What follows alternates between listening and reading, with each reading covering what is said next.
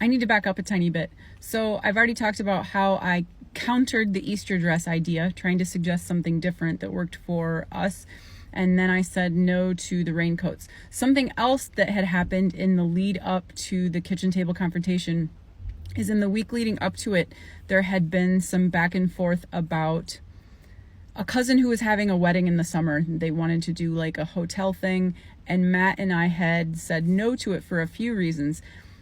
The main one was we didn't feel like our daughters would be safe while we were, so the idea was that we would all stay at the wedding hotel, and since it was a no kids wedding, all of the kids, so my 2 children, sister-in-law's 3 children, other sister-in-law's 2 children, would all stay at the hotel cared for by the young niece of oldest sister-in-law, a niece on the other side. So for simple safety alone, I wasn't comfortable personally with a young niece taking care of 7 children, all under the age of 9. So like a young niece taking care of 7 children, all of these children under the age of 9. So that was the main reason I wasn't into it. Another reason that Matt and I weren't into it was, why pack up and drive all the way up to a hotel when the wedding is 45 minutes from our house and like 20 minutes from where mother-in-law lives and where oldest sister-in-law and her family would be staying with her. Another reason was mother-in-law kept insisting that she would cover the hotel, and at this point, we were a little concerned about her finances. Despite her having sold the condo, we still, longevity-wise, we were worried. So it had already been a topic of discussion and we had already said no, but then on the Tuesday of the week leading up to the kitchen table confrontation, sister-in-law had sent an email really pushing it home that she wanted to do this, that we needed to collaborate to say yes, lovely oxymoron, to stay at this hotel. And I had forgotten about this exact play out of the dates until I went to find sister-in-law's email that she sent at 10 p.m. the night before the kitchen table confrontation. And it was part of a chain where the Tuesday earlier in the week, she had really pressed us to, come on, we need to do the wedding. This is their MO, to push and push and push and push and push. In their defense, if I need to give them a defense, in the 15 years before this, husband and I just cave. We just caved to everything. We usually cave by the 2nd or 3rd time. And so this is weird for them. This is weird for them that lately, between the sudden spring break vacation, the sudden water park vacation, the boxes, I'm not happy with them on my step. It's weird that I'm not happy about.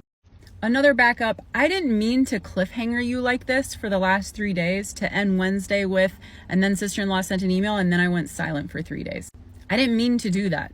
I was actually mid-shooting some posts on Thursday when I received a phone call. It's something that is very applicable to who I am, what I have become and am now fighting against, trying to be a different person. I'd like to talk about it very much. Very much would I like to talk about it. Again, because it is so hallmark, so textbook, what has led to the Bethany that is now trying to change. However, for reasons that I'm just going to leave alone for now, I'm not going to talk about that yet. I don't know, maybe ever, but again, very, very much want to talk about it because of how applicable it is to who I was before I very much decided I needed to change. Another random tidbit that I thought of after I had shot the Wednesday ones of a detail that I had forgotten. And this one, I didn't know if I needed to bring it up, but sometimes you guys will point out something that I'm just like, suddenly a light bulb that I hadn't even considered. So I am going to point out this little tidbit too. So also when I tangled with mother-in-law over the raincoats, no, we're not having them. And we had agreed to, okay, we're going to have a woman-to-woman conversation. This is not going well. This isn't working. So we make the agreement to, all right, we're going to sit down and chat. I feel like my boundaries are constantly being overstepped.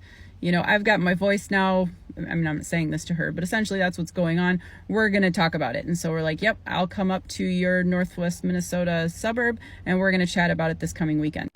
I get a text pretty quickly after that says, praise the Lord, Bethy wants to sit down and have a conversation with me. I can't remember exactly what it said. And I had thought it was weird. It was just like, why are you texting me what we just agreed to? Wait a minute. Did you intend for that to go to one of or both of the sisters? Because I've certainly done that in my life, those horrible moments where you're thinking of someone that you want to text about and you end up texting that person. I've never had a horrific one, but I have had some happen. I don't know. And so I almost let it go, but then I was just like, no. And so I texted her and I said, hey, mother-in-law, I can't tell if this was meant for me. Doesn't seem like it. So if you meant, just heads up, if you meant to send it to one of the sister-in-laws, it came to me. And she writes back, oh, no, I would never tell sister-in-laws about this conversation that we're having. Oh, really? Why do I find that hard to believe? And I don't care. It's just, don't lie about it. I don't care if you tell them, but why lie about it? Okay, so now after those first two parts, which I haven't technically covered anything new, sorry, just making sure the context is as fully there as possible. We get to the night, I believe in 2020, it was Friday. Friday would have been March 6th, I think, in 2020. And the girls are down, it's late at night, and Matt gets an email to his personal email. And it's from the husband of oldest sister-in-law. And I wish I had it because it was so ridiculous. You as followers, we together have looked at some emails and communication from him in the past.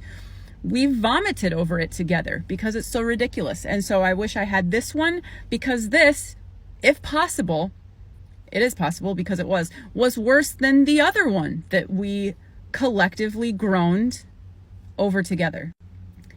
I'm at the gym right now. I'm going to look when I go home or ask my husband to see if he still has it because you guys have to see it. But anyway, it talks about all it is pretty much is respect. It says several times, respect mom, respect wife. These are, equal relationships that are equal respect, equal attention, respect mom, respect wife. So much like respect mom, respect wife. Like, dang, this email seems out of nowhere. I mean, you can't imagine that mother-in-law would have told my sister-in-laws about this conversation. Can you? And again, I don't care if she told them. Why wouldn't she? It's just the whole fact that she lied. That, I would never tell them about this conversation we're having. Well, now you're lying to me. I wouldn't have cared if you told them. Just don't lie about it. And the email ends. Oh, and it has like biblical verses and stuff, which is weird because isn't there somewhere in the Bible about cleaving to your wife, Mr. Bible Man? But that verse was not in there. That was not. And I do remember specifically that at the end it also said, "You've got this, bro," to Matt. So what, is Matt supposed to like set me in my place? Of course he is. Of course that's what he's supposed to do. Within an hour of that email, we get another one. This one goes also to Matt's personal email, but also to our shared email inbox. So here it is. So Friday, March 6, 2020 at 9:58 p.m. Hi, Bethany and Matt. The comments via text the past couple days have left me feeling really upset. As I had said in my email on Tuesday, this was the email pressuring earlier in the week about, I don't care if you've said no to the hotel, we're doing it.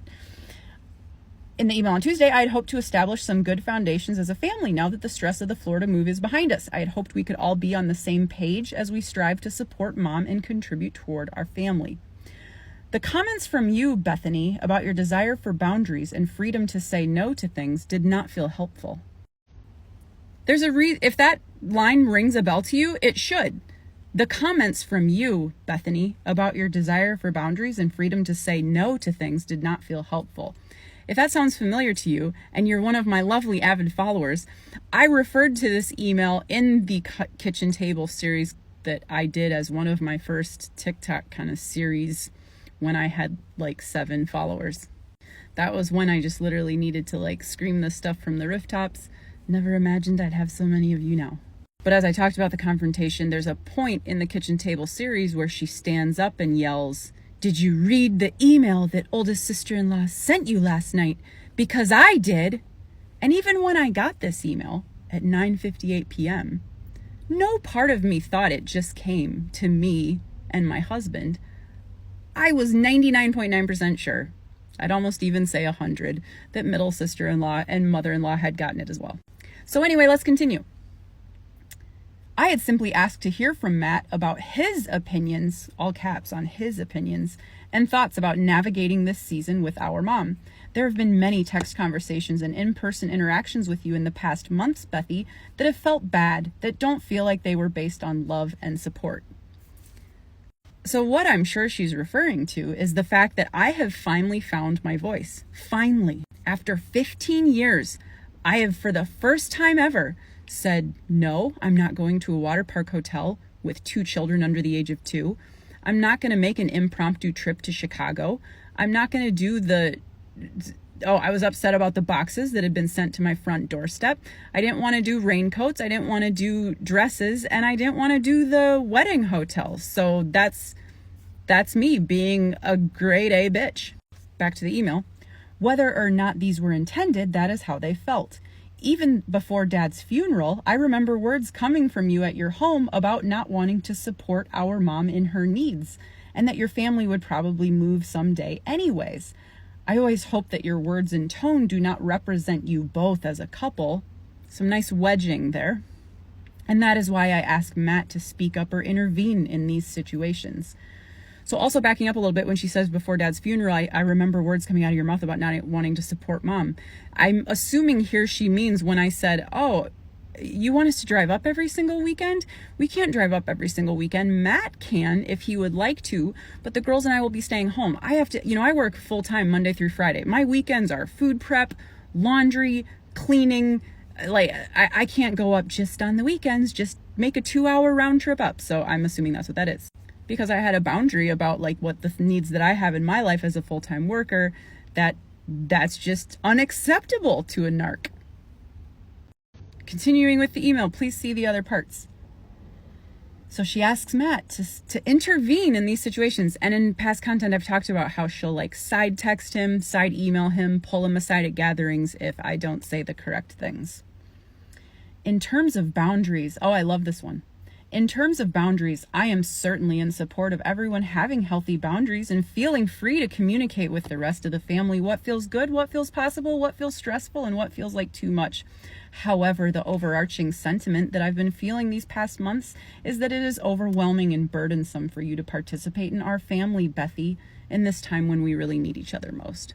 There was a later post that I did dissect. So I've done a post in the past. I'm wearing a blue hoodie where I did so I didn't rebuttal to this email. I don't know how I did not at the time. But I eventually did a post where I did an audio back to her. Oh, it's so hard to go into it. It's so confusing for you guys. It will be really confusing if I try to go back. Anyway, right now though, I'm going to kind of counter some of that with you guys. So eventually, 8 months later, I was able to kind of come back at her with this due to another thing that she had done. If you're able to follow along and you know what I'm talking about, kudos.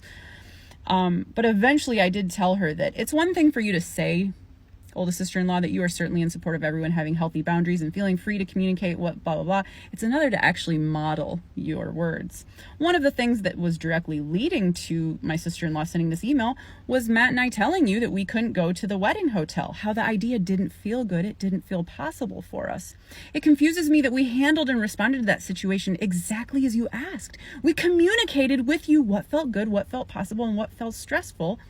And you still continued to come at us, questioning and pressuring us to change our minds and stay at the hotel. You literally said that we needed to collaborate to say yes, which is pretty much the antithesis of boundaries. In addition, you spoke of me not wanting to support your mom in her needs. I did say words at my home about it being stressful on us to have the expectation of being the sole providers of her physical needs in Minnesota after you guys went back home and just to see her on the weekends. I said Matt was free to go. I wouldn't be going up too, though, because as a full-time working parent, that's too far for a quick weekend trip, and I need to do laundry, food prep, cleaning, as I said.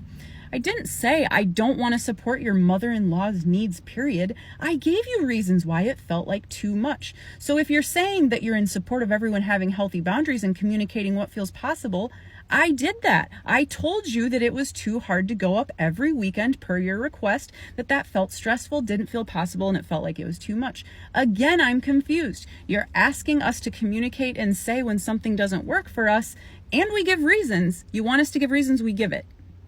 If your head isn't spinning, awesome. If it is, totally understandable. This is a lot. Continuing with oldest sister-in-law's email. With all of that said, my hope is that if you do feel overburdened, you could find a kind way of sharing what your limits are with all of us. If we know that you feel overwhelmed with being asked to help out or to set aside vacation time to see us or commit to spending time with mom on a regular basis so that she can have special times with her grandkids and maintain relationships, didn't I ask to spend time? Like, we can go get Easter dresses together. Like, let's go together. I'll even drive up. We can meet in the middle. I'll even come to your house. Anyway. So she wants special times with the grandkids. Okay. It would be better if we knew where you were coming from instead of always feeling hurt when you say no. Mom especially needs to know if the time she's hoping for with your family is not what you are hoping for as well. Again, I offered with the Easter dresses as an example. And so again, I did not respond to this at the time for reasons that, again, if you are an avid follower, you might remember that I kept my tongue here. And eventually down the road, oldest sister-in-law pushed it so far that I was like, you know what? I've always wanted to say some stuff about an email that you sent in March. So here we go. So I'll kind of tell you that my rebuttal now, even though I did not give it in the timing concept of this part of the story. I said, we do give reasons. We say where we're coming from.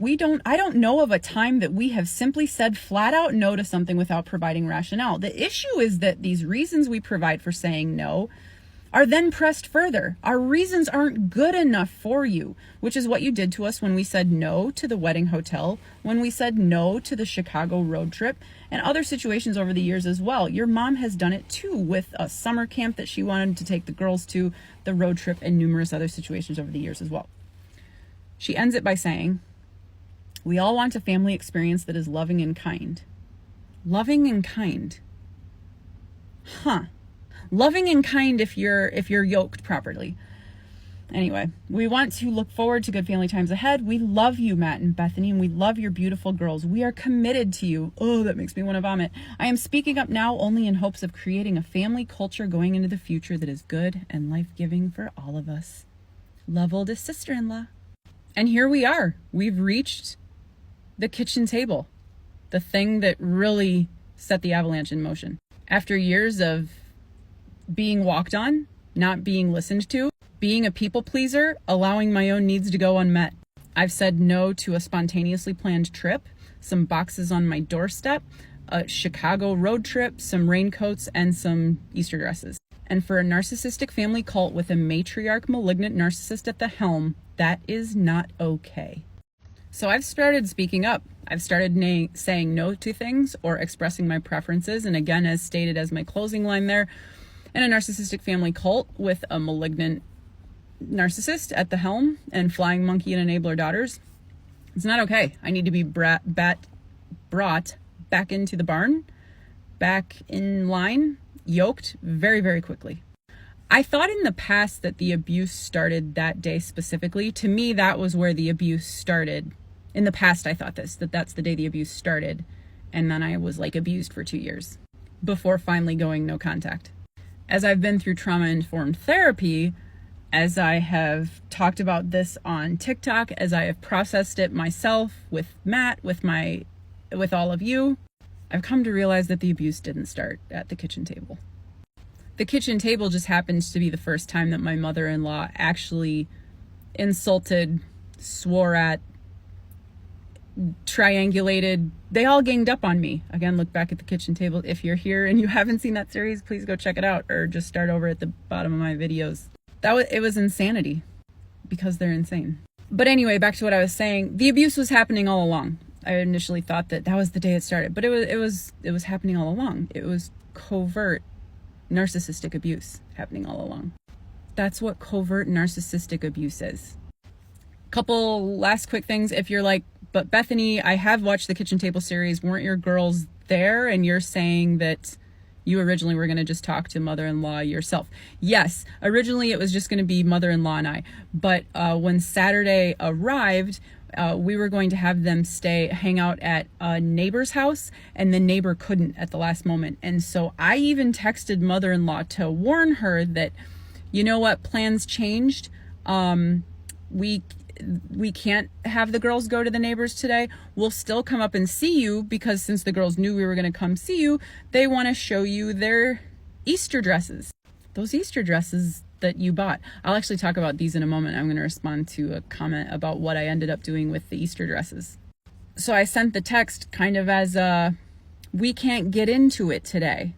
This is just going to be a normal visit. We'll play nice. We're not going to have like our real conversation. But that, went totally over the head of my mother-in-law, and even my sister-in-laws, I would think, should have cared that kids were there, but of course they didn't.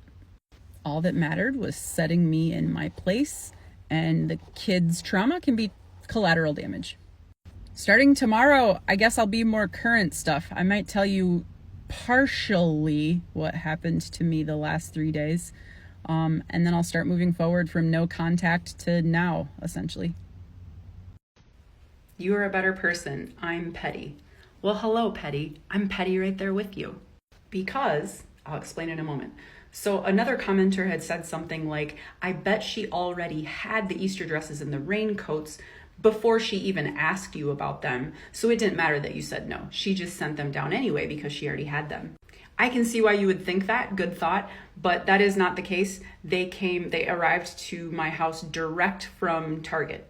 And they arrived direct from Target a week or so after the exchange about the Easter dresses and the raincoat. Target ships faster than that. So the fact that it came over a week after she said it means she still got me saying no, went to the website anyway, ordered it anyway, and had it shipped to us anyway. It's a gift. Who wouldn't accept a gift? Come on. The cool thing about her having it shipped directly to my house is I now had the invoice. I had the receipts. In the past, I didn't have receipts for things. In fact, the first time that I asked her to start attaching gift receipts to things, she couldn't believe how rude that would be. When you get a gift, you accept a gift. In fact, when I got the crock pot that I didn't want at all because I'd sold 2 of them, I, shaking in my little boots, asked for the receipt. She didn't have a gift receipt. So those of you who know Target, she did, after much complaints from her. And you really need this crock pot, but I guess if you're gonna not use it. She gave me the original receipt. And if you're familiar with Target, it just went back on her card. I considered saying, so when I took the crock pot bet, it all went back on your card. Can I still have that cash to buy something that I would actually use? It wasn't worth it to me to go down that path, so I didn't. But anyway, with the raincoats and the Easter dresses, I was petty about this. So let's get back to me being petty. I took the girls to Target. We returned the Easter dresses, had the great time that I would have had with my mother-in-law. The girls tried a bunch of them on. I took pictures, and they left the store wearing, because they loved them so much, the ones that they picked out themselves. We paid for them at the register, if that wasn't clear. I paid for them. Well, with the store credit, whatever. Anyway, I didn't walk out with, anyway, you got the picture. As for the raincoats, I just straight up returned them. I didn't need raincoats. I already had raincoats. That's the thing too with these gifts. I'm not trying to just be a straight up jerk and be like, I refuse to accept that. I'm very pro not having more than what you need. I didn't need raincoats. They would have taken up closet space. So it was a cold day, that fateful day that we drove up to be yelled at. We just didn't know it yet. I must have still been out in the car or being slow coming in. My husband said when we walked in, she made a comment about the jacket.